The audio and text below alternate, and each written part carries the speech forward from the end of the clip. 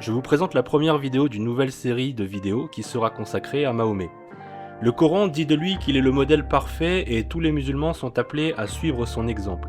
Il est d'ailleurs écrit « En effet, vous avez dans le messager de Dieu un excellent modèle à suivre pour quiconque espère en Dieu et au jour dernier et invoque Dieu avec insistance. » Donc, tout musulman se doit de prendre pour exemple Mahomet. C'est un sujet complexe et parfois assez déroutant, mais on trouve chez beaucoup de musulmans une relation à Mahomet qui relève presque de l'idolâtrie. On va chercher à reproduire avec le plus d'exactitude le moindre de ses gestes.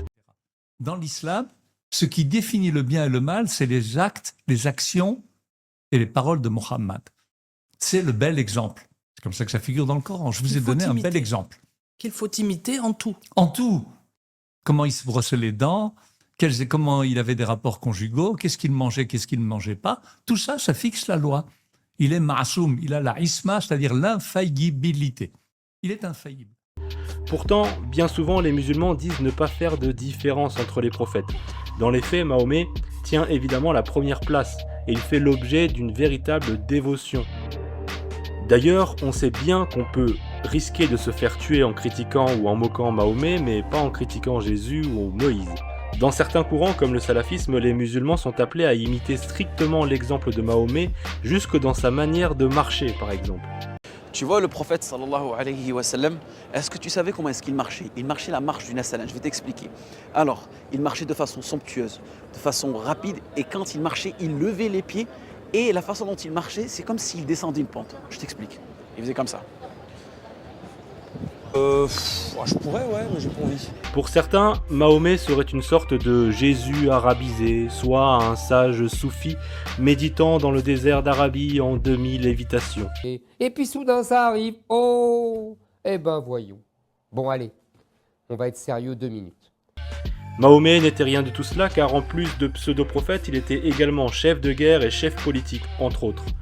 Toute la pseudo-révélation servait à asseoir et à accomplir des objectifs purement militaires, politiques, ou pour satisfaire les envies de Mahomet comme l'obtention d'une femme ou d'une part plus importante du butin de guerre. C'est aussi simple que cela. L'islam n'est pas une religion spirituelle, c'est une religion ritualiste et un système politique théocratique. La différence est extrêmement importante. Je fais également une toute petite parenthèse destinée à mes frères et sœurs chrétiens. Cessez de dire le prophète Mahomet. Un prophète est un envoyé de Dieu, un messager. Lorsque vous dites le prophète Mahomet ou le prophète, vous validez que Mahomet puisse être un messager de Dieu et vous confirmez la seconde partie de la profession de foi musulmane. En d'autres termes, en tant que catholique, vous ne pouvez valider le fait qu'un prophète puisse être venu après le Christ puisqu'il est lui-même l'accomplissement de la révélation. Parenthèse fermée. Donc, comme je le disais, nous allons décortiquer les choses afin de savoir si Mahomet est un bon ou un mauvais exemple. Vous êtes sur une chaîne catholique, alors évidemment, je ne vais pas me contenter d'évoquer en quoi Mahomet est un mauvais exemple à suivre. À la différence des critiques venant des apostats, athées ou d'autres athées de manière générale, je ne vais pas vous faire la promotion du relativisme ou de la religion humaniste, qui ne dit d'ailleurs pas son nom, mais je vais vous contrebalancer le pseudo-exemple de Mahomet avec l'exemple du Christ et vous montrer lequel des deux est véritablement un exemple que tout homme devrait chercher à suivre.